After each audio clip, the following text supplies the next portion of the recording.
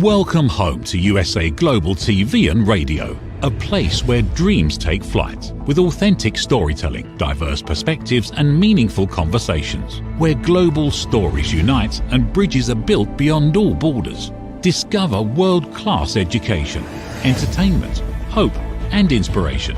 Together, we're building bridges worldwide. Subscribe to our channel, USA Global TV. Download our app, USA Global TV. Be our guest or join our team. Visit usaglobaltv.com. Thanks to our founder and executive producer, Dr. Jacqueline Kerbeck. Music score by Yeffy Tang from Cloud Road Music. Voiceover artist Mike Porter. Creative direction by Paul Garcia. USA Global TV and Radio. Your home for global connection. All rights reserved. This video and its contents are the exclusive property of USA Global TV and Radio. Unauthorized use, duplication or redistribution in any form is strictly prohibited.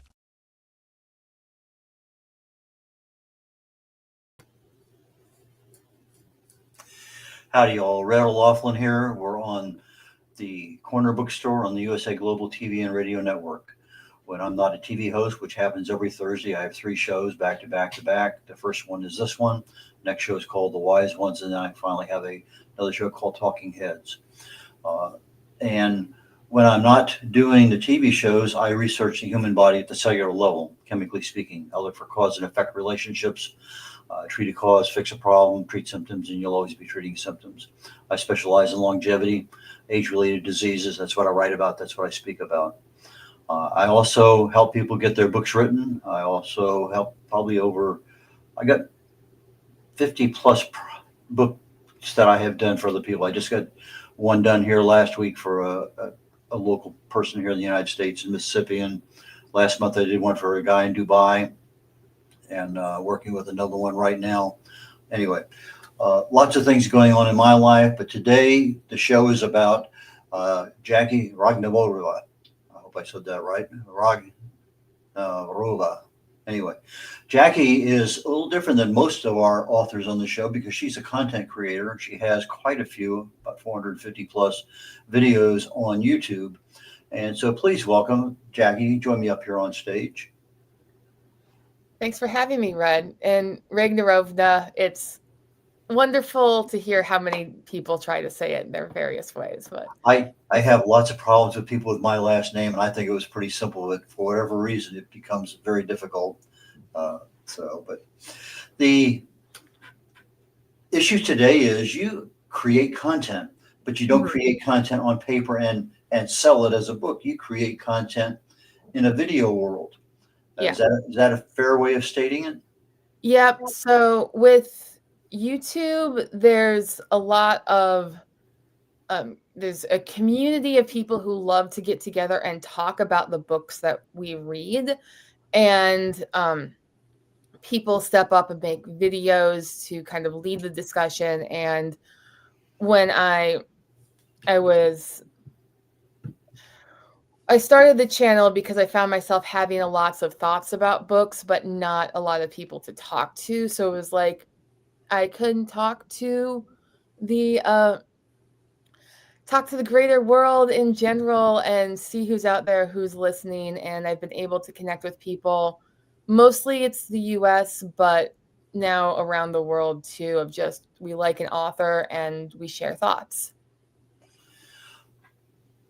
The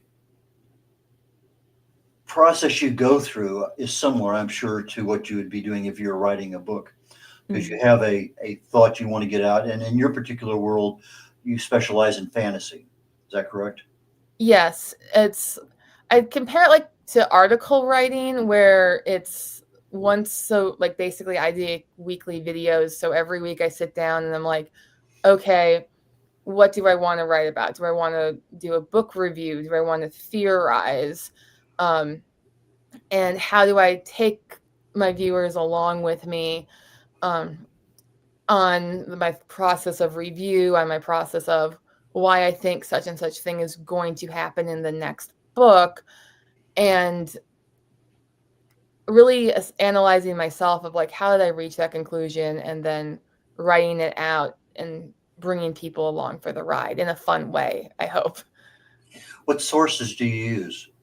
So what I love about epic fantasy is that these authors are drawing from, especially modern authors, will draw from culture context, ancient philosophy, religion, the epics, the canon that like makes up a lot of English literature, but they engage in it in a very fresh way.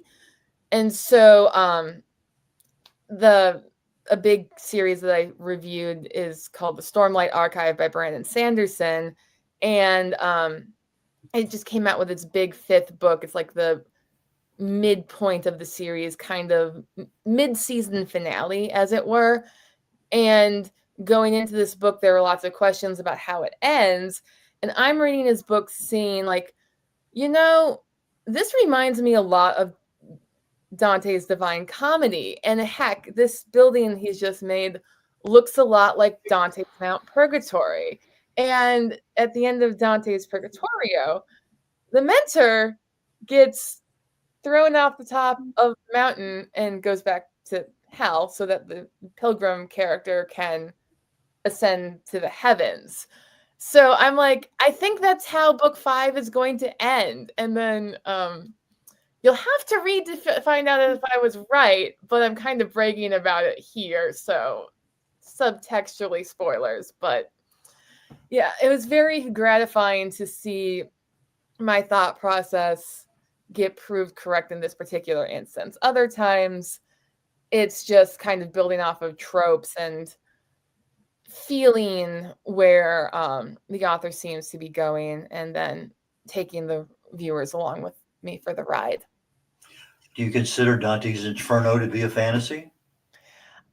It's rather dark. Well, it has a happy ending because Inferno, and it's book 1. You have to start go to the lowest point so you can get to the highest, and that's actually a very similar arc of how Brandon Sanderson writes his books. It's like throw the character into their worst place imaginable, then see them climb out. So I don't, because like it's not modern fantasy. If anything, I'd say it's what's his name? Homer fan fiction.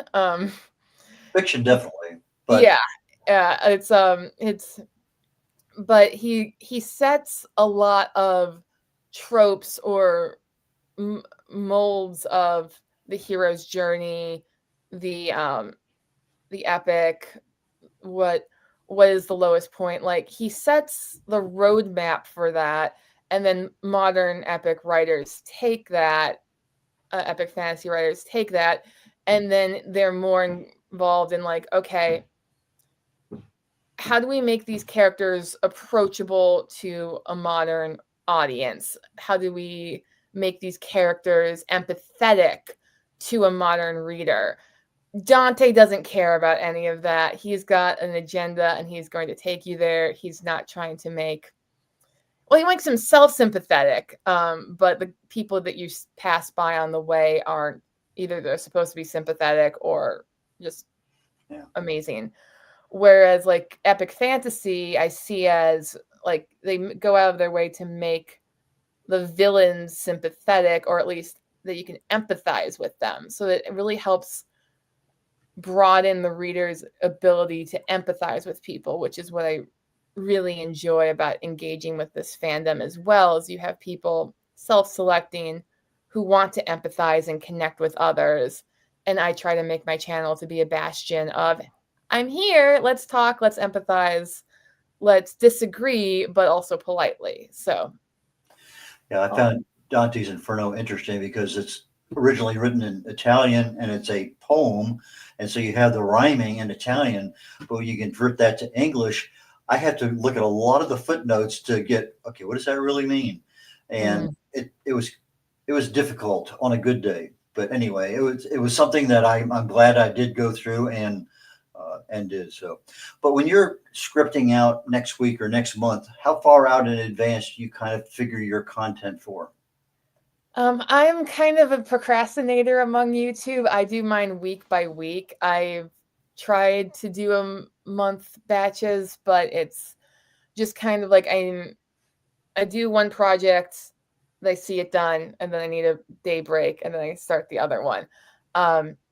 Like this week, my video is kind of the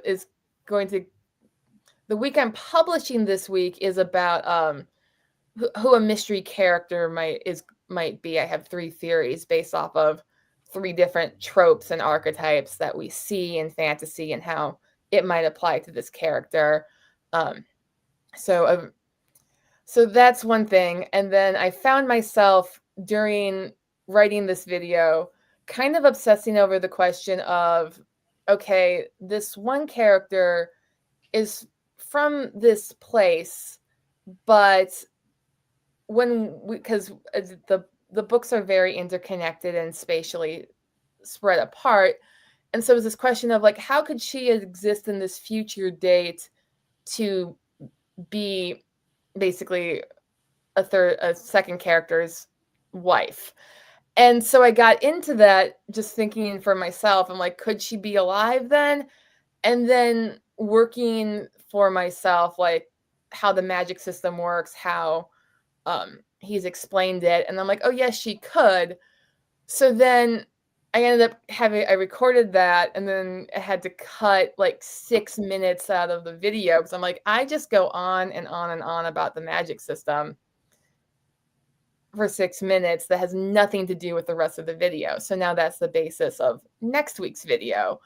So they kind of build to each other in that process as well. What kind of timing do you allow for your videos? What's your shooting point? So like today, it's 40 minutes for me. I want to spend right at 40 minutes. When that thing hits 4, we're done. So that's what I look for. But what do you set up for your goal each week? About 20 to 24 minutes. I used to aim for about 10 minutes because I remember when YouTube, that's what it was. It was a 10-minute video and you had to be done. But then I found that more viewers were looking for long form content. So with YouTube going into shorts, it's like you either make a minute long or you go for at least 20 minutes. And I can talk a lot. So about 24 minutes is where I find is the sweet spot of how long my viewers are willing to watch me. And then it also is full enough for me to express the ideas that I have, but I also have to narrow my ideas down to fit into that 24-minute period. So it balances out nicely. Do you have any favorite YouTube content creators that you would like to emulate, or you learn something from them when you watch them? So I think my channel, I got a lot of inspiration from Hello Future Me. He's, oh gosh, Australian or from New Zealand. I know they're very picky about which one it is, and I can't remember. I think he's Australian. Because he was the first that I really saw of, he's doing the book reviews, but he's also analyzing it in like the context of world history, of philosophy, of all the thoughts. So there was a very popular television program called Avatar: The Last Airbender that I loved to watch as I grew up, and he did as well. And he released a series of videos comparing the war as it was depicted in this show for children of all ages, but included children, and comparing it to actual events of the Pacific theater for World War II, so the war with Japan. And he was grounded, articulate. He went to Japan, filmed there. It was amazing. So his unique blend of, let's take works of fiction that we know are based on reality in some way and use those as a lens to look at reality. And I find it very disarming. It's like, I mean, you do have to give trigger warnings and engage people, but I find that lots of people, especially today, can like, oh, let's talk about X hard-hitting subject. and that can put up their defenses. But if you start with, hey, we both like this book, here's what I think this book has to say about X hard-hitting subject, that can get people into that conversation with so much less confrontation, because you're coming from like a common ground. We're talking about this together in a way that I think is difficult to establish without it, really. Do you use an outline or a script or anything just so you kind of keep yourself without getting too far off track? I write down basically a verbatim script of what I think I'm going to say, but then my script is always before me on the camera, and the camera's up here. So when I'm looking at that camera, anything can come out of my mouth. And so we try to reshoot and make sure that what I say lines up close enough to my script to make sure that my joke, like sometimes I do like video clips as jokes and things like that. So it's like, got to make sure I've got those set up correctly. Got to make sure I have the general thought, but it helps me organize my mind to just write it all out one way at least. So I can stick to that. What have you done to personally improve the quality of your speaking and organization and video appeal? So when I started, I was very shy and had a little animated character and just did voiceovers with the little character that I was kind of stop motion animating along the way, which worked when it was lockdown and I had nothing better to do. But as lockdown started coming up, and people were giving me context of like, yeah, that character is not incredibly well drawn, and it wasn't. So switching over to having my face, as that's engaging more people, switching over to, I got a better microphone, and just continuing to practice speaking in an understandable cadence. Do you use AI for any part of your research? Not for my research. Like, well, if you're in 17th century fantasy world on, with the Romulans, I don't know. It's like AI, especially for research, I find very it can go down rabbit holes so quickly. What did I find? Like, I had like AI try to recommend titles for my video once, and they were like, character name 1, who's like the father figure of character name 2, and then their suggestion was like secretly married or something like that. It's like, no, please don't. Like, especially like, I find that AI, it goes down rabbit holes. It can mistake a Reddit article for the undiluted truth, and some Reddit articles are, most aren't. So it's something I avoid AI for research. I think it's good for, like, if you feed it your thoughts, it can help organize them. But that's kind of, I don't use that for writing my own scripts. It's more like for my day job, where I'm like, here is a huge list of data, make me a chart. So that's where I see AI coming in helpful, which just doesn't have much to do with my YouTube channel at all. Okay, well, we're coming up on a station break here, commercial break, very shortly. And when we come back, I want to go into the area of your YouTube covers for each one of your videos, how you produce those. I use AI to help some of my authors get their covers done. That's a different way of using AI, but we're not going to go down that road today because it's about you. But let's come back after the break, and that's the direction I want to go in. Mm-hmm. Get ready to wear the brand that's changing the world of media. Introducing the official USA Global TV and Radio online store. From our TV show hosts to our incredible global guests, you asked, we delivered. Rep your appearance with pride. Whether you've been on air, hosted a show, or tuned in, we have something just for you. Visit us at usaglobaltvradioshoп.myspreadshop.com and start shopping today. Check back frequently. We're dropping fresh new designs all the time. Showcase your role in our global community. These designs celebrate your voice, your story, your presence. It's more than just merchandise. It's a movement of hope, inspiration, education, and elevated listening. Head to usaglobaltvradioshoп.myspreadshop.com. Your spotlight awaits. USA Global TV and Radio. Elevate your style. Elevate the world.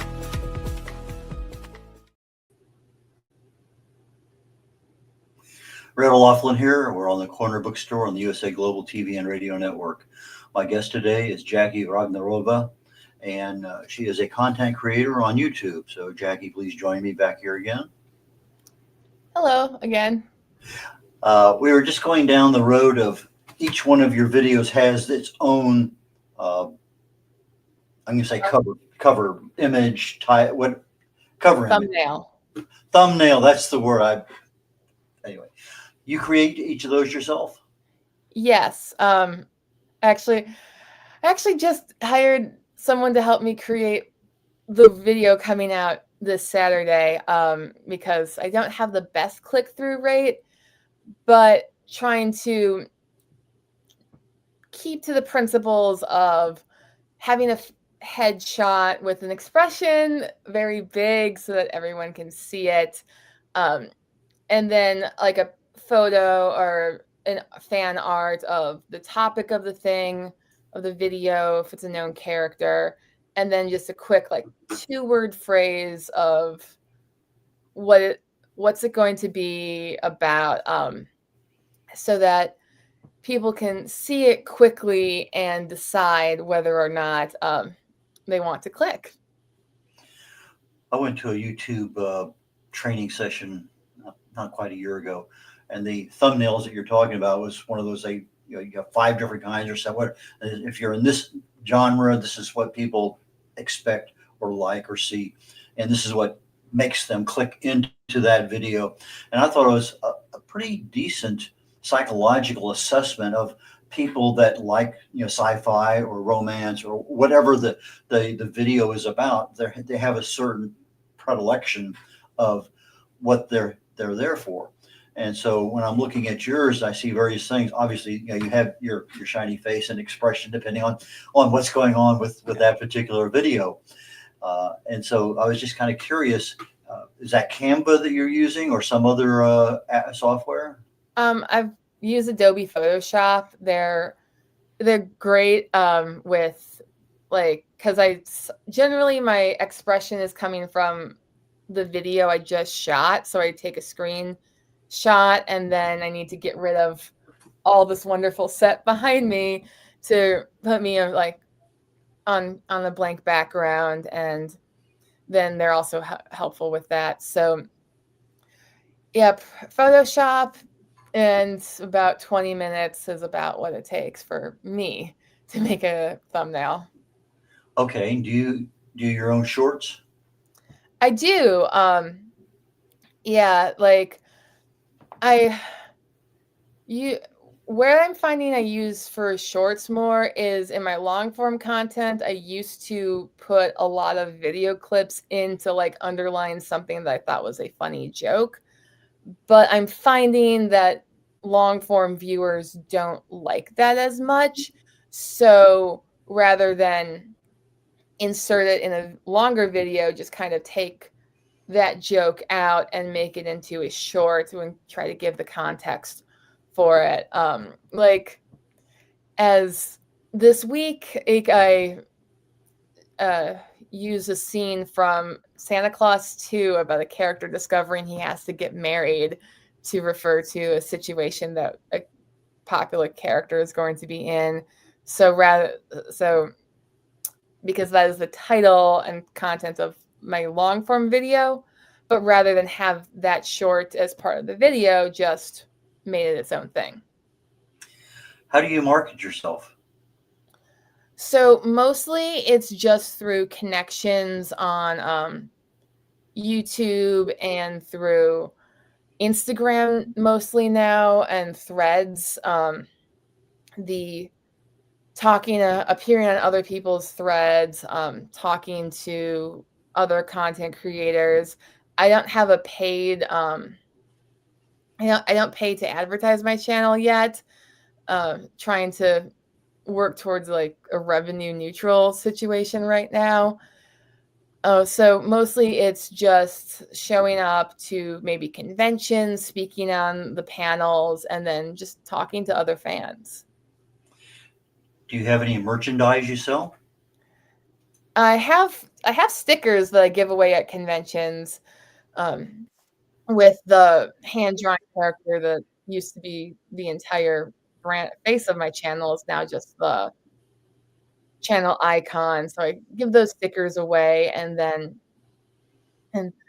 like every so often I hear something and I'm like, I should make that into a t-shirt, and then kind of log that away for when I can, when I feel the time is right. What's the genesis for Me, My Skirt, and I? So I was traveling across Europe during grad school, and it was a study abroad and then like a youth group or young adult group meeting in Poland. So I went from Rome to Poland basically all by myself, and I wear skirts a lot. So whenever I'm describing me doing something alone, especially that particular trip, it's just like, oh, here I am out on my own, me, my skirt, and I. And then it was very much that same feeling of opening up this YouTube channel of I'm embarking on this big mission, like kind of trip, big adventure just on my own again.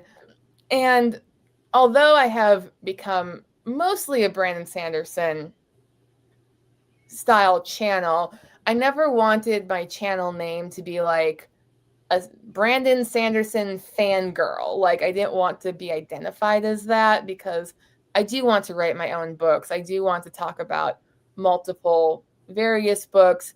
And so I wanted a title that can encompass all of that as well. So not tied to one fandom, but very much a sentiment of how I felt embarking on this mission.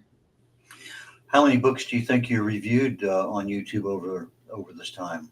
Oh gosh, I went into a writing heavy field because I'm terrible at math and numbers. Because I've done at least the entire Cosmere, which is like, I want to say 30 books right now, plus the entire Wheel of Time, which is 15 books. So let's just go up to like 100, because I've done other books. So you spent a lot of time. You spent a lot of time reading just for pleasure, or reading in preparation for your shows? It's a mix. I'm an avid audiobook reader. If I'm driving anywhere, I don't think I've listened to the radio in like almost 4 years, and if it has been, it's been on accident. So I'm always listening to a book, and it's like I listen to what I think I'll enjoy, mostly fantasy, and then will probably, if I do enjoy it, I will review it. It's with kind of starting this as much more of a hobby. It's like I'm going to review what I'm reading naturally, and I don't feel like shoehorned into being forced to read something for the sake of the channel. So if you're driving down the road and you don't know there's a blockage down there that's going to hold you up for 2 hours, you don't care, because you got the audiobook there and you're just enjoying life.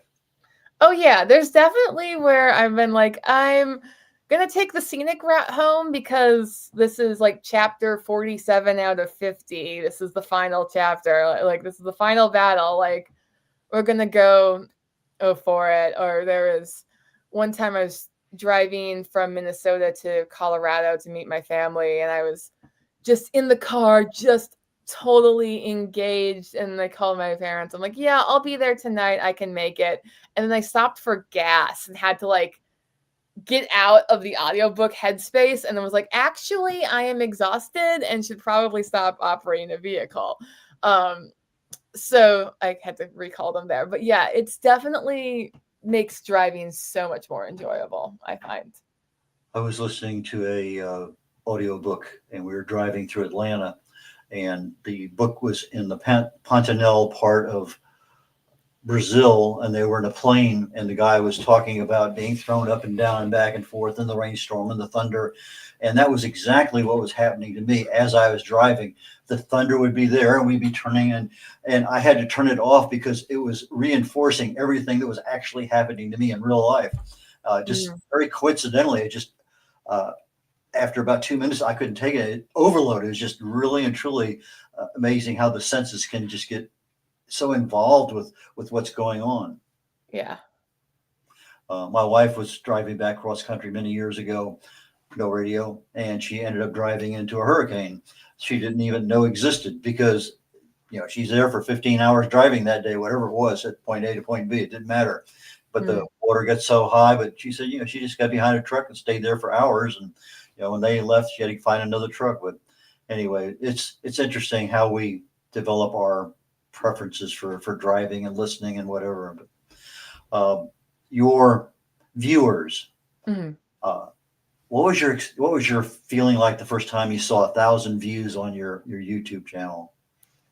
It's exciting to think like that 1,000 people care about what I have to say. I think that the most excited that I've had, or where I really felt like I've made some level of notoriety, is when I was volunteering at a convention, just helping check people in. And the person comes up to me in line and is like, "Me, my skirt, and I." And I'm like, "Viewer!" And that was the kind of biggest level of like, I have fans who know who I am.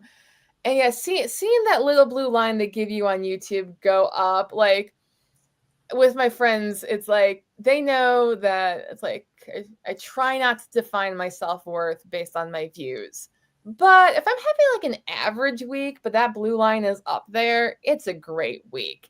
If I'm having an average week and the blue line is not doing so hot, it's fine. It's fine. So we try to keep a healthy sense of self-worth while also enjoying it when things are going good.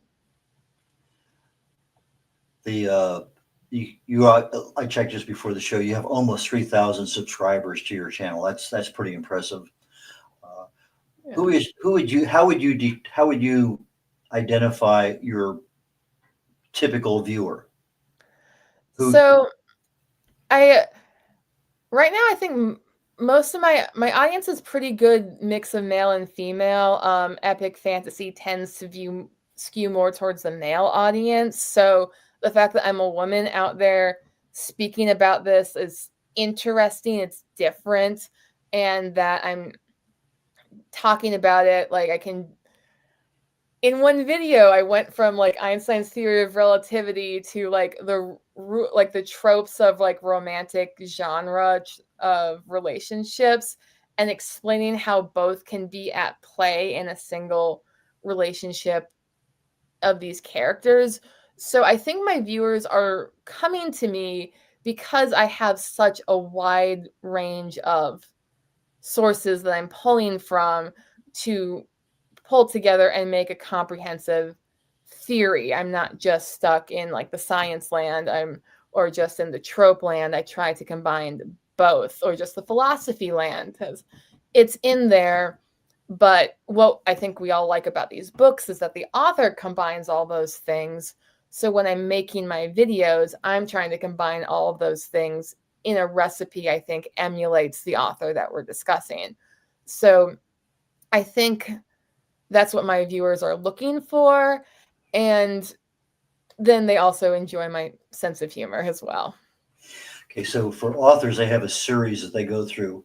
When you're doing the books, you're looking at a series of books. Do you have any series of topics that you talk about outside of the books that you continually go back to and kind of pick up and extend a little bit further? So one thing that I try to do, and have tried to various ways of bringing this into my channel, is going back to like the epics, like the classics, the Dante's Inferno, the I read Milton's I read Milton's Paradise Lost for the channel. That's actually one where I gave myself homework. I'm like, I know all these authors are riffing off of it. How do I do, like, I need to read this. So then I had like a couple of videos where it's like Paradise Lost in this book, Paradise Lost as it appears in this other book. And that's like, I started the channel kind of in grad school. I was reading, I had a course on the Divine Comedy, and then I kind of etched out in the notes on the side my thoughts of how it related to a popular anime that I was watching at the time, Full Metal Alchemist Brotherhood. And so that's like the first series I did on my channel, where just kind of the crack notes from my master's class, but talking about it for this anime, it comes full circle in that way. And so when I do it now, I've learned that advertising a video as how Divine Comedy works in Full Metal Alchemist Brotherhood doesn't, like, the YouTube algorithm doesn't know what to do with that. So what I found as a way of marketing it better is stylizing it as theory videos, but then in the theory video, I sneak it in there. Like this character is kind of, sort of, definitely an analog for Dante's Pilgrim, and this character is kind of, sort of, definitely an analog for Dante is Virgil. So when we get to the top of Mount Purgatory that looks like this building, Virgil's gonna go down and it will be epic. So circling it back so that I can use the algorithm wisely to reach people who want to hear this, but also get my perspective in there. Okay, we're at that point in time where I promised you a minute or so to tell people how they can get in touch with you, how they can support you. Okay, so I'm on YouTube as Me, My Skirt, and I channel, also on Instagram as Me, My Skirt, and I do have a Patreon, Me, My Skirt, and I, as well. You can be a free member of that, or a paid member. So yeah, subscribe, like, watch my videos, comment. Like, any form of engagement helps boost my perception, my perception of in the world, helps me connect with people who want to hear what I have to say. And I want to hear what other people have to say as well. Like, this week's video would not have happened if not for a commenter who was like, well, actually, have you considered blah, blah, blah, blah, blah. And I was like, I had not considered that. That is very interesting. So I revised my thoughts and came up with this video. So I can be persuaded. Okay, you're flexible. I'm flexible. I'm online to discuss, to honestly discuss with people and to engage with them. I'm not, there are a few things that I won't bend on. So everything else, let's talk about it. Okay, we're going to wrap up today, and I look forward to seeing you sometime in the future. Jacky Ragnarovna.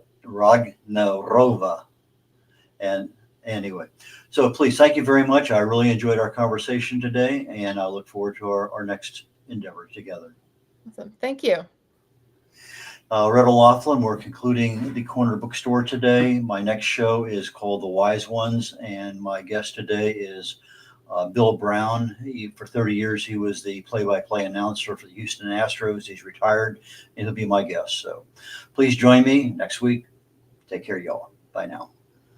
From the magical world of the amazing adventures of Lady Ella comes a heartwarming new journey filled with kindness, courage, and compassion. Lady Ella, the beloved ladybug and listening mentor, is back, and this time she is not alone. Meet her brave and thoughtful brother, Lord Jack. Together, they take flight on their very first kindness adventure. Along the way, they meet 3 new friends in need: a duck feeling discouraged, a mouse struggling to be understood, and a busy little bee who's completely lost. But with the power of elevated listening and simple acts of kindness, Lady Ella and Lord Jack show us how understanding and empathy can make the biggest difference in someone's day. Written by Dr. Jacqueline Kerbeck, the listening mentor, this 9th book in the best-selling Lady Ella series teaches children ages 5 to 10 the essential skills of listening, kindness, and etiquette. Now available for pre-order on Amazon. Scan the QR code and order your copy today.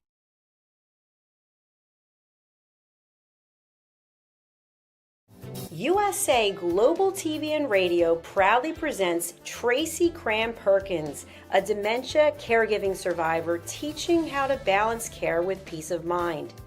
#1 resource for dementia caregivers. It's the book Dementia Home Care: How to Prepare Before, During, and After. Over 17,000 copies sold of this must-have guide. And now a testimonial from Tracy Smith. If I was to describe this book to someone who is going through a similar situation, I would underscore how important it is to have some sort of a tool or a guidebook to help you through certain stages. And there's so many, it's such an unknown topic to the average person. And to have this as a reference is essential. It's going to help you get through it personally, as well as help your loved one manage. To learn more, go to TracyCramPerkins.com. Tracy Cram Perkins is an award-winning author. She's also the host of Dementia Home Care television show. Watch it here on USA Global TV and Radio. Thank you, viewers and listeners of USA Global TV and Radio, for joining us today. We're honoured to have your time and attention as part of our global community. At USA Global TV and Radio, we believe in the power of authentic conversations, meaningful connections, and creating a world of possibilities together. Want to be part of something bigger? Join our team of elevated listeners at usaglobaltv.com, a space where your voice matters and your ability to listen transforms relationships. Stay connected with us across all our platforms for thought-provoking discussions, expert insights, and empowering stories. Subscribe to our channels at youtube.com/c/USA Global TV. Follow us on social media and explore the endless opportunities we're creating for growth, learning, and inspiration. Together, we're not just broadcasting, we're building bridges and changing lives one conversation at a time. For inquiries, contact us at info@usaglobaltv.com. Music by Johnny Dyes. Produced by Executive Producer and Director Dr. Jacqueline Kerbeck. Voiceover by Mike Porter. Creative Direction by Paul Garcia. All rights reserved. Copyright 2025. Visit usaglobaltv.com to view our full terms and conditions.